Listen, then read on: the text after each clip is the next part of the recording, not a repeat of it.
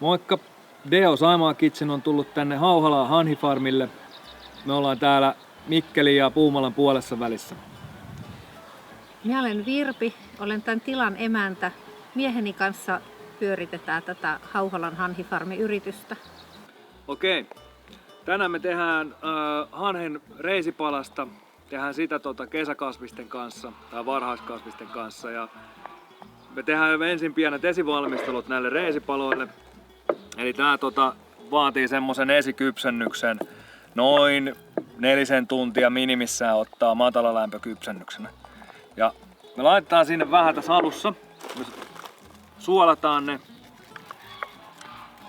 Laitetaan semmonen perussuola, sille ei ole niin tärkeää tässä kohtaa, sitä voidaan sitten lisätä, kun ollaan saatu ne kypsäksi.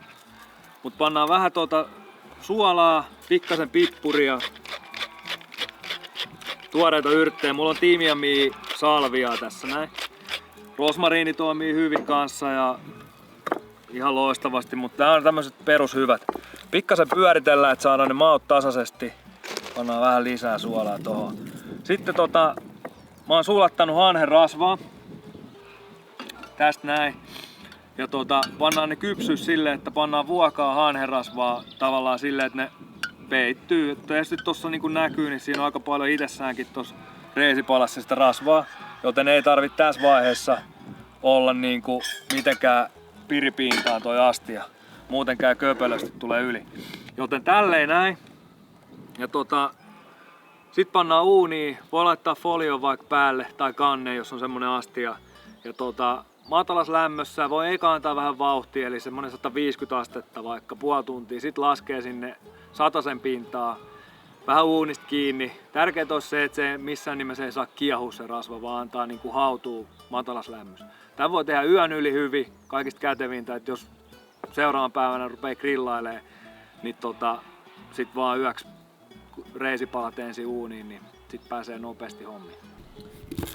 Jees, nyt meillä on meidän reisipalat on tuolla uunissa ollut jo sen verran aikaa, että nyt ruvetaan tekemään näitä kauden kasviksia tuohon lisukkeeksi.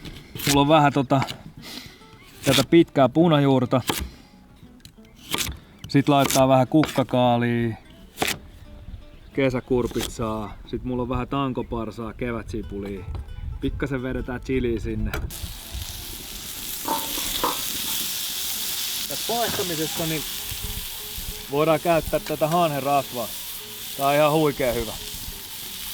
Esimerkiksi jos tekee vaikka paistettuja uusia perunoita, niin ihan timantti. Tulee ihan älyttömän hyviä perunoita, kun pistää vähän hanhenrasvaa sinne. Kasvisten osalta kannattaa käyttää niin kuin mitä on sesongissaan torilta. Herneet toimii hienosti tähän palkona. Uudet perunat, ihan huippuhyvää. Voi keittää etukäteen, niin tulee tosi nopeasti. Jep. Eli mulla on nyt ne reisipalat tästä.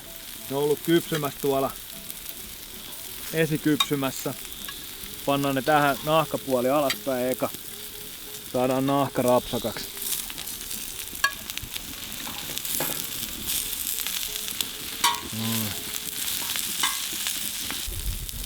Kypsennysrasvaa voi käyttää hyvin tässä paistamishommassa.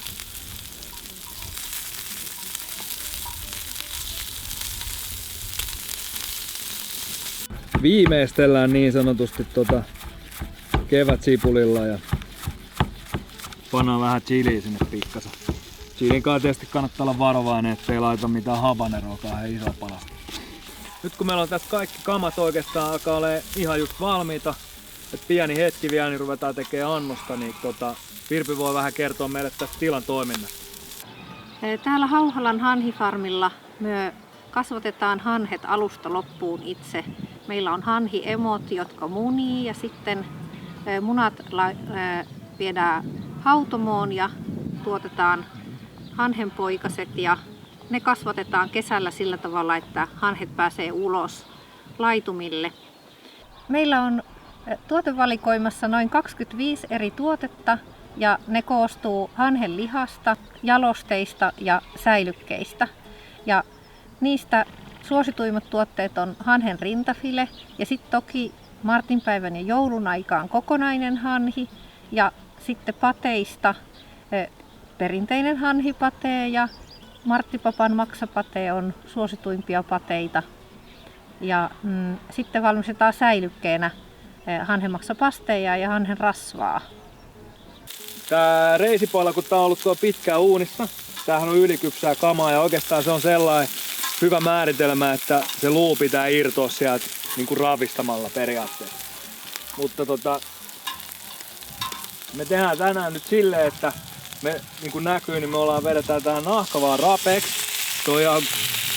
Se voi syödä hyvin, jos tykkää, tai se voi ottaa sivuun. Mutta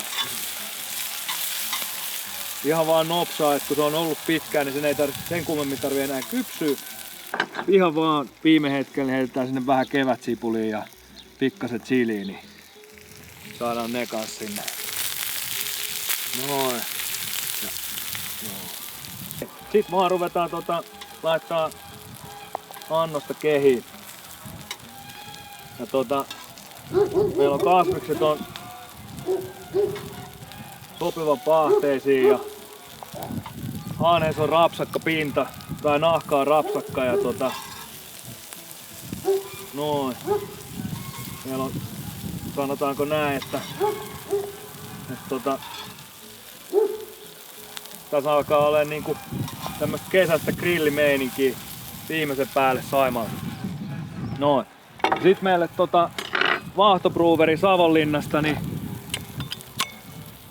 tuohon oheen sopii hanhelle ihan timanttisesti, niin meillä on savueili.